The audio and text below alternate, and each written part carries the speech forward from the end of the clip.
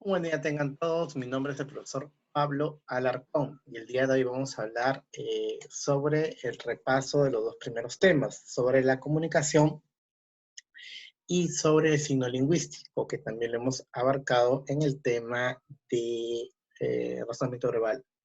¿Ya? Vamos a hacer un repaso y vamos a solucionar también las preguntas del libro. Así que vamos a empezar con la comunicación.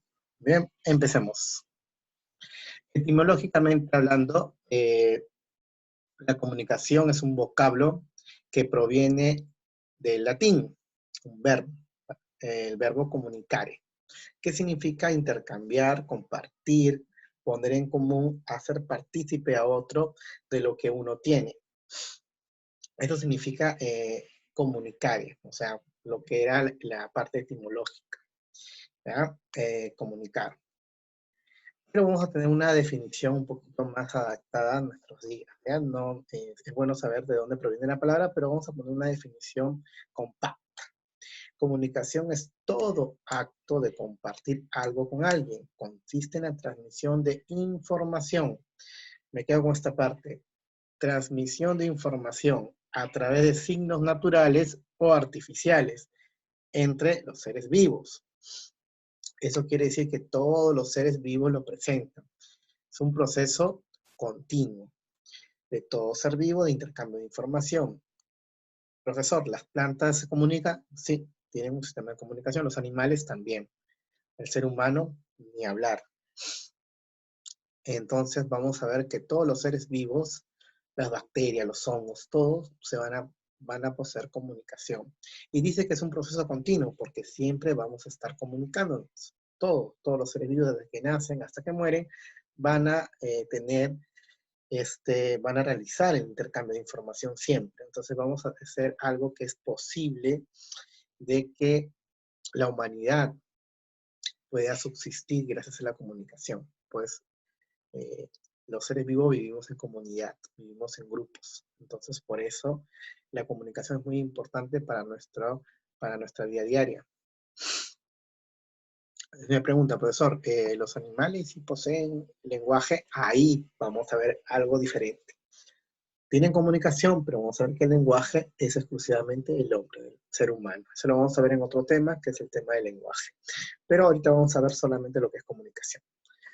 Bien, la comunicación. Entonces vamos a resumir lo que es la definición de comunicación. Dice que es un acto que consiste en transmitir información realizado por los seres vivos y cuya finalizar es relacionar, obviamente, a quienes a los seres vivos. Entonces, con este esquema yo me quedo de lo que es comunicación, ¿no? Comunicación, y recordemos que es un proceso constante, continuo, que siempre va a estar presente, desde que naces hasta que mueres.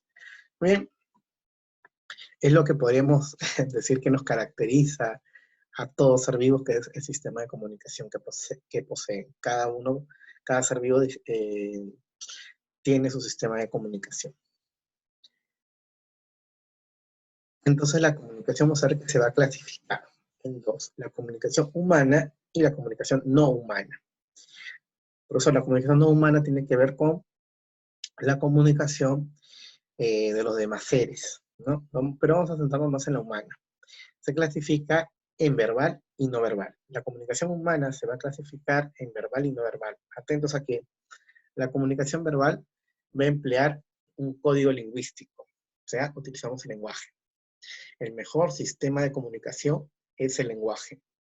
Entonces, pues, puede ser de tipo oral, en la pronunciación, es el plano de la pronunciación, y puede ser de tipo escrito, que está en el plano de la escritura.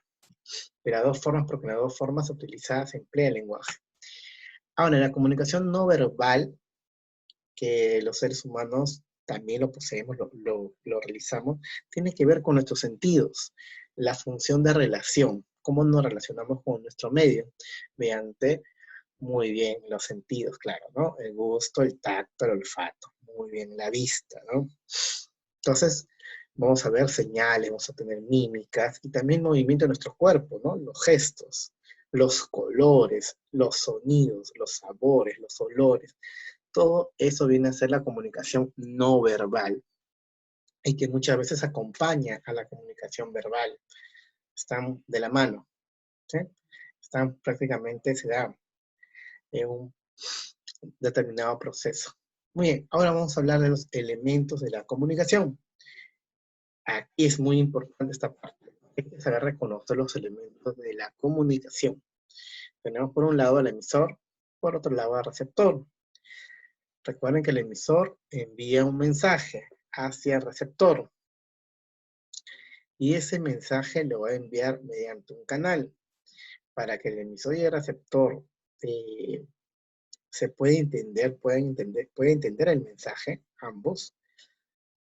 ambos, tanto emisor como receptor, deben de manejar un mismo código, un sistema de signos.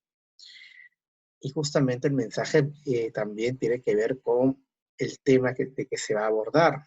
Y ese tema se llama referente.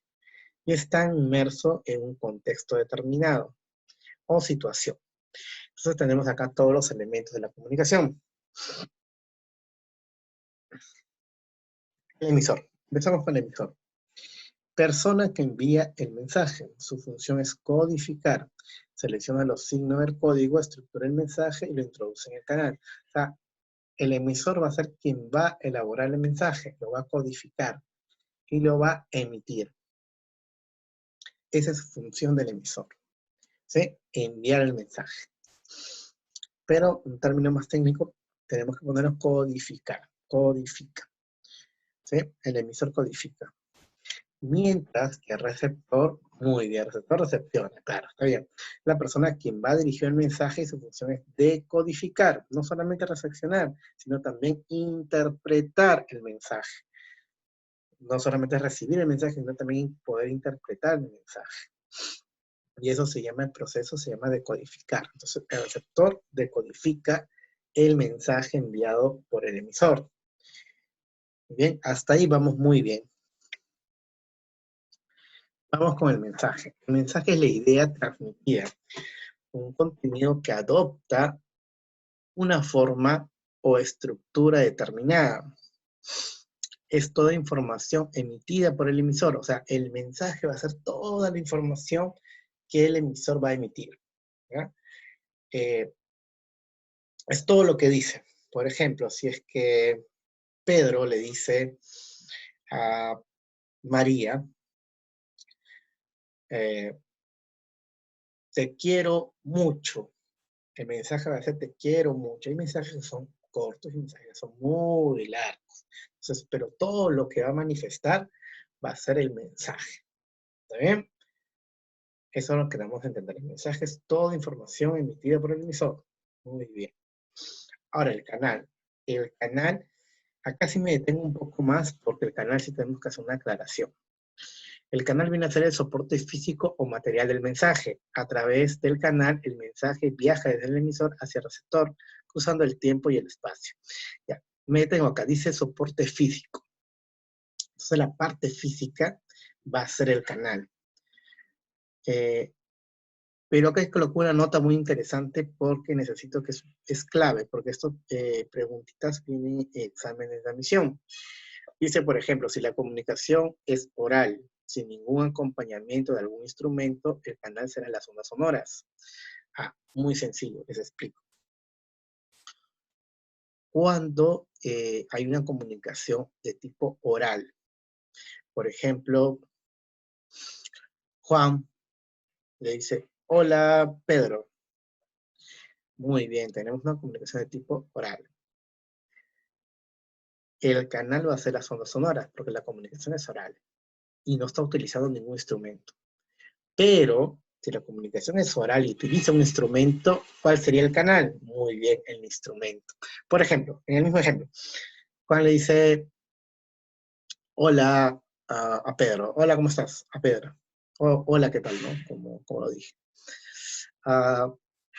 En esa comunicación vemos que es oral y no tiene ningún acompañamiento, por lo tanto, las ondas sonoras es el canal. Pero si utilizo un micrófono, el micrófono será el canal. Si utilizo un parlante o un megáfono, pues el megáfono será, ¿no? Si lo llama por teléfono, pues el teléfono será el canal. Si le escribe una nota, si le dice, hola, he escrito en una nota, pues la nota será el canal, ¿no? La hoja, ¿no? El papel. Entonces vamos a ver que el canal siempre va a ser el soporte físico por donde va la comunicación. Si no hay ningún instrumento, ese soporte físico va a ser las ondas sonoras, ¿sí? Eso se da justamente en una comunicación oral, pero en una comunicación oral que no tenga ningún instrumento. Pasemos al código. El código viene a ser un sistema de signos convencionales, signos y símbolos, y sus reglas de combinación destinadas a cifrar el mensaje. Para que se produzca la comunicación, el código debe ser común al emisor y al receptor. Esto quiere decir que el emisor y el receptor deben manejar el mismo código. Si la comunicación es lingüística, oral o escrita, el código será la lengua o idioma. Acá también me detengo un poco. Cuando la comunicación es lingüística, entonces estoy utilizando el lenguaje de manera oral o de manera escrita, siempre va a ser el código, la lengua o idioma. ¿Sí? Si por ejemplo le dijo hola, muy bien, el código es la lengua castellana, perfecto. Pero si más bien la persona, bueno, en este caso, no sé, se me ocurre, ¿no? Decir, Juan levanta la mano, ¿no? En señal de hola, levantando la mano, o sea, no dice nada, solamente levanta la mano. Ah, muy bien. Es una comunicación de tipo no verbal. El código es no lingüístico, porque no se ha utilizado la lengua, no se ha utilizado ni lo oral ni lo escrito. Ha utilizado una comunicación gestual, ¿sí? Entonces, el código sería no lingüístico gestual, ¿ya? No se olviden de eso. Bien, esta parte es muy importante porque estas preguntas del código del canal siempre vienen en examen de admisión. Tienen que tenerlo muy claro esto. Pasemos al contexto. El contexto es el espacio, tiempo donde se produce la comunicación, es la situación en la cual se da el acto comunicativo. Y eso no hay mucho problemas aquí. A no ser que a veces el contexto puede ser en un tipo de comunicación, ¿no? Que sea a distancia. Y tenemos a esos tipos de comunicaciones que hay. Y el referente viene a ser la realidad aludida en la información, en el mensaje. La realidad que se alude en el mensaje. Entonces, es un elemento, situación real, al que se refiere el emisor. También lo conocen como realidad. A referente también lo llamamos realidad. Y a referente, pues tiene que ver justamente con el tema de, si en este caso le está diciendo hola, pues bueno, ¿cuál sería en el ejemplo? Muy bien, el referente saludo. Eso es el tema en común que tiene. Si está hablando pues de algún tema diferente, pues va a ser ese el tema de que se abra el mensaje completamente. Muy bien. Acá hay un ejemplito. Tenemos a Homero y a March. Homero le llama por teléfono y le dice a March, hola, mire, hola. El emisor, ¿quién es? Homero. El receptor, muy bien, March. El mensaje solo dijo hola, pues hola será el mensaje. ¿Cuál es el canal? Las ondas sonoras, no.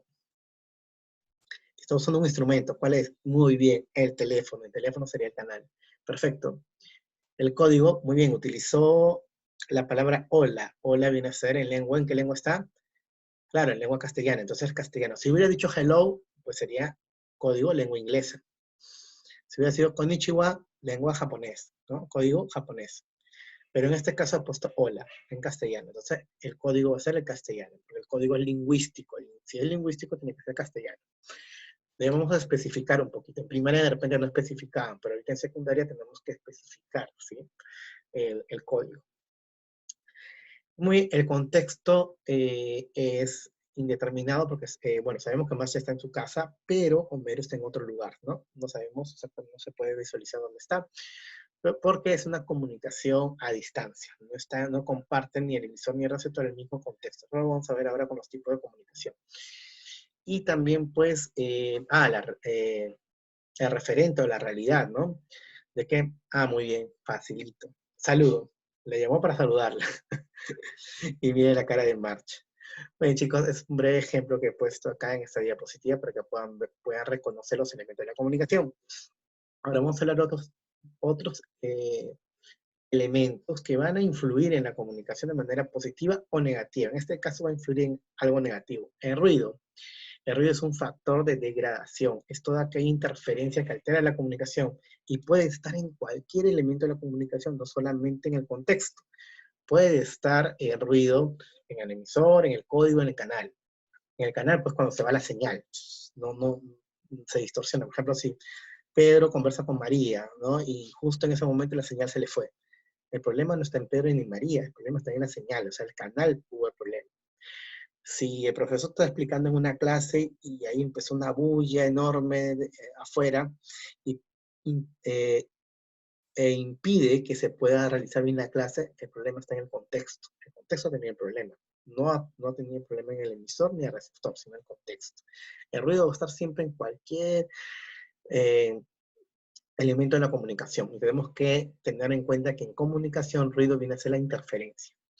Muy bien, entonces tenemos ejemplo de ruido. Interferencia en la línea telefónica, en la radio, voz imperceptible del emisor, posible sordera del receptor, resfrío del hablante, ¿no? O errores de escritura también. Entonces puede interferir en estos errores de escritura. Está el problema en el mensaje. El mensaje ahí fue el problema. No hubo problema sino en el mensaje. Entonces, o si por ejemplo una persona le dijo konnichiwa y el otro no le entiende, piensa que le está insultando. Oye, estás hablando en otro idioma. Ah, el problema fue en el código, porque no manejaron el mismo código. Porque le habló en japonés y el otro no entiende japonés. Entonces, ahí el ruido estuvo en el código. Entonces, siempre vamos a encontrar dificultades en algún elemento de la comunicación y ahí se llama ruido. ¿Ya?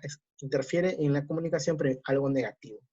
Mientras que la retroalimentación, que viene a ser el feedback, va a ser que algo positivo en la comunicación, porque lo que se busca es el diálogo, se busca que haya mucha interacción entre el emisor y el receptor, y esto hace posible el feedback o retroalimentación que se entienda como la respuesta que transmite un receptor al emisor, basándose en mensajes recibidos, siendo esta una comunicación bidireccional. Cuando hablamos de bidireccional tiene que ver que haya diálogo, y acá en el feedback tiene que ver mucho con aclaraciones.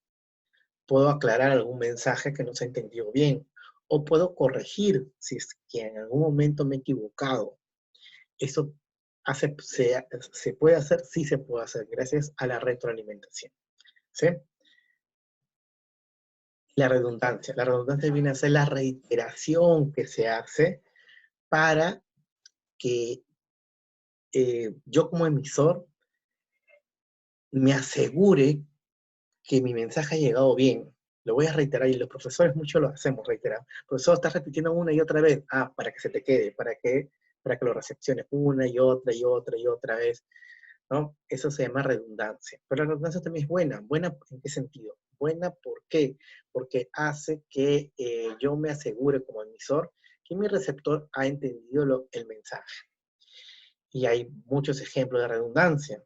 No, bueno, acá hemos puesto es un factor de perfeccionamiento, combate el ruido, justamente para reducir el ruido, disminuye sus efectos, ayuda y refuerza la precisión de la señal. Ejemplo de redundancia tenemos la elevación, la intensidad de voz, las letras mayúsculas, subrayado, la repetición que hemos hablado. La redundancia no es sino la reiteración para asegurarme que el mensaje llegue a su destino correctamente. Y ahora vamos a pasar de los tipos de comunicación que existen. Hay muchos tipos de comunicación, lo vamos a trabajar brevemente.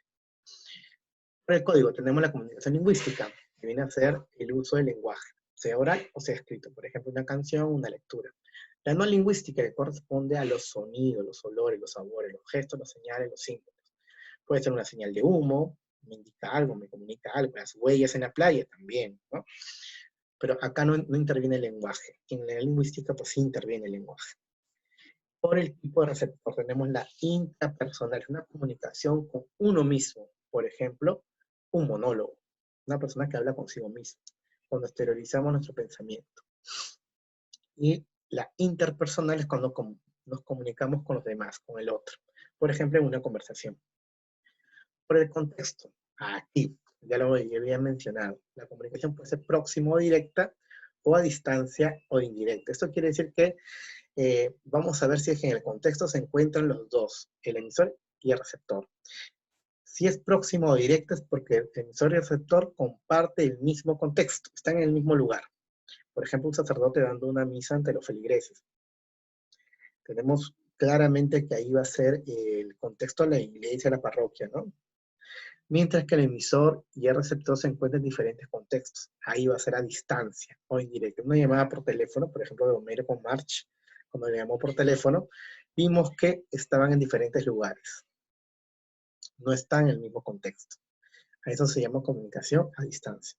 Profesor, puede ser chatear con mi compañero, muy bien, buen ejemplo también. Que alguien me envió un correo electrónico, también, perfecto, también es un buen ejemplo de comunicación a distancia. Bien, dice ahora por la relación entre el emisor y el receptor, puede ser horizontal o puede ser vertical. Si es horizontal, será entre los miembros de un mismo rango, una conversación entre compañeros de clase, porque todos están en el mismo rango, no hay alguien superior a otro. Mientras lo vertical tiene que ver con hay alguien superior y alguien subordinado, porque no es lo mismo conversar entre compañeros que conversar, pues, un alumno con el director, ¿no? Hay muchos factores, cuestiones de edad, cuestiones de rango, cuestiones de, ¿no? Que van a influir en la comunicación, porque no es lo mismo. Yo voy a hablar con mis compañeros de trabajo de una determinada manera, pero con mi jefe hablo de otra manera. Eso se llama comunicación vertical. Esto también se da justamente en el campo militar, porque hay rangos, ¿no? Por ejemplo, ¿no? Una horizontal puede venir a ser una conversación entre compañeros de clase, entre compañeros de trabajo, están en el mismo rango. En la vertical podría ser, por ejemplo, un sargento que da órdenes a sus subordinados, a sus soldados, ¿no? Por ejemplo. Muy bien, por la presencia o ausencia de diálogos. La unidireccional, no hay diálogo. Acá en esta comunicación no hay diálogos. El emisor envía un mensaje al receptor, el receptor recepciona, pero el receptor no le contesta. Hasta ahí nomás. Por ejemplo, ver un programa de televisión. Hay un emisor y hay un receptor, pero no hay diálogo. En cambio, la bidireccional sí hay presencia de diálogo. Por ejemplo, un diálogo entre un papá y su hijo. Perfecto. Otros tipos de comunicación. Tenemos la comunicación pública y la comunicación privada. Cuando hablamos de pública es aquella que se difunde a un público en general. ¿Ya? Tenemos en cuenta eso. Se difunde a un público en general. Por ejemplo, los noticieros envían un mensaje de manera general. Y la privada es cuando el emisor y el receptor se ubican en un ambiente restringido, porque esa comunicación no es de dominio público, sino simplemente comunicación entre una persona y otra, y ahí debe quedar. No tiene por qué ser difundida. Por ejemplo, la conversación entre un demandante con su abogado es algo privado, no tiene por qué meterse otras personas, no es de dominio público. Tenemos la comunicación de difusión, que solo se conoce al emisor, más no a los receptores. Por ejemplo, el mensaje de la nación del presidente Vizcarra. Ahí sabemos quién es el emisor, que es el presidente Vizcarra. Pero no sabemos quiénes son los receptores, los posibles receptores que existen. Puede ser un montón de receptores. Entonces, ¿quién sería el receptor ahí en esa comunicación? Todo aquel que ve el mensaje de la nación del presidente. Pero no sabemos quiénes ni cuántos vieron el mensaje. A eso se llama difusión. Solo se conoce al emisor. Y lo de medios en masas. Se conoce al emisor, no, acá, escuchen, el de medios en masa no se va a conocer ni al emisor ni al receptor. Por ejemplo, una publicidad. Vemos un afiche publicitario, no sabemos quién lo puso. Y quiénes son los receptores, tampoco sabemos. Porque los receptores serán todos aquellos que pasan y ven el mensaje. A eso se llama comunicación de medios o masas. Muy bien, chicos, vamos ahora a hablar acerca del signo lingüístico. Este es el segundo tema. El signo lingüístico es un breve resumen porque ya lo hemos visto en el video de razonamiento verbal, pero vamos a hacer un breve repaso para poder contestar las preguntas. El signo lingüístico es la asociación del significado y significante. Tiene que ver justamente con la palabra desde el punto de vista de la semántica. La palabra, para que sea palabra, pues tiene que tener un sonido que se llama significante, la cadena de sonidos, fonemas, llamados significantes, y su carga significativa, que viene a ser el significado, ¿ya? Esos dos elementos. Y sus principios o características vienen a ser lo lineal, que un sonido va seguido de otro. Y en el plano de la escritura también, porque ninguna palabra se escribe una encima de otra letra, no, uno va seguido de otro. Lo arbitrario tiene que ver con el modo convencional en que se da.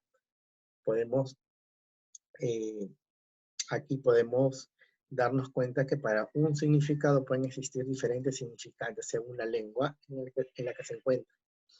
Entonces hemos visto un ejemplo, ¿no? Como se dice hola en castellano, hello en inglés, konnichiwa en japonés y así.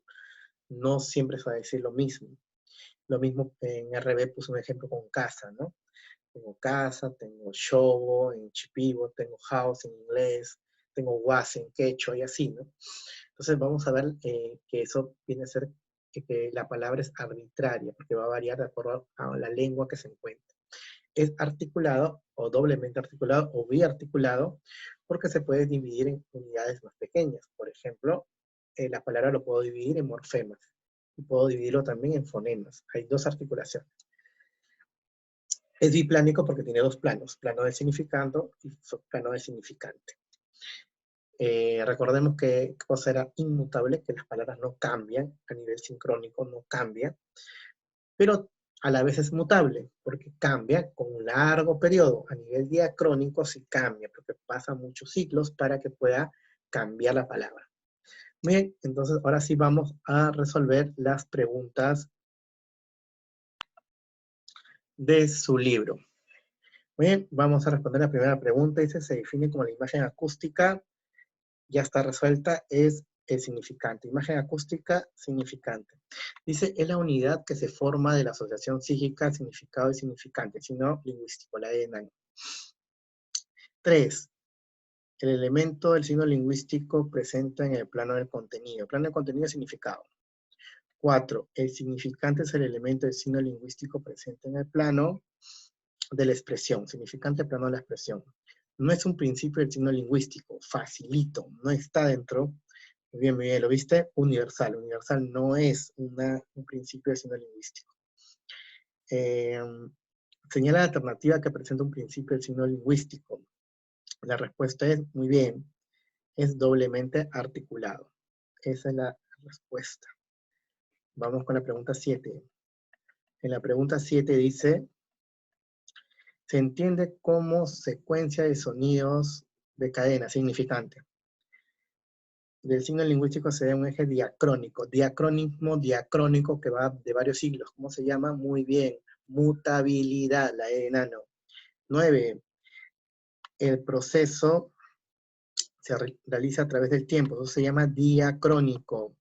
10. El signo lingüístico, por ser, presenta diferentes significantes. Ah, ya. Recordemos. Muy bien. Arbitrario. 11. Identifica cuál es el elemento que deja una huella psíquica en la mente. Bueno, esta respuesta es, la huella psíquica es el significante. Bien, pasemos a la pregunta 12. El signo lingüístico es... El signo lingüístico no es, ya, facilito, triplánico, solo tiene dos planos, no tres. El signo lingüístico fue planteado, ese es un dato. Fue planteado por el padre de la lingüística moderna, llamado Ferdinand Saussure. Saussure está en la E, la 13, la E de enano. 14. La relación incorrecta. Claro, biplánico son dos planos, no tres. Esa es la respuesta, está incorrecta. La E de enano. 15. En su segunda articulación tiene que ver con los fonemas. La primera morfema es la segunda fonemas. Fonemas, marca la A. Fonemas. 16. Principio que se desarrolla a través del tiempo. Eso es lo mutable. A través del tiempo puede cambiar. Muy bien, mutable, mutabilidad. 17. En la 17 dice... son unidades significativas de la primera articulación. Primera articulación son morfemas. Muy bien, la E de enano. 18. Que la imagen mental de una flor presenta varias formas de expresar de acuerdo a la lengua empleada. Lo mencionado anteriormente corresponde a ya, dice. La imagen mental de una flor presenta varias formas de expresar. Eso tiene que ver con la, muy bien, arbitrariedad. Según el tiempo, se define como el estudio sincrónico, la mutabilidad, sincrónico, dicen, no es diacrónico, sino sincrónico es inmutabilidad en estos momentos, inmutabilidad. Y la 20 dice, es la imagen mental, es el significado. La imagen acústica, significante, imagen mental, significado. Muy bien, perfecto. Tu tarea va a ser la página 58. ¿verdad? Esto viene a ser la tarea.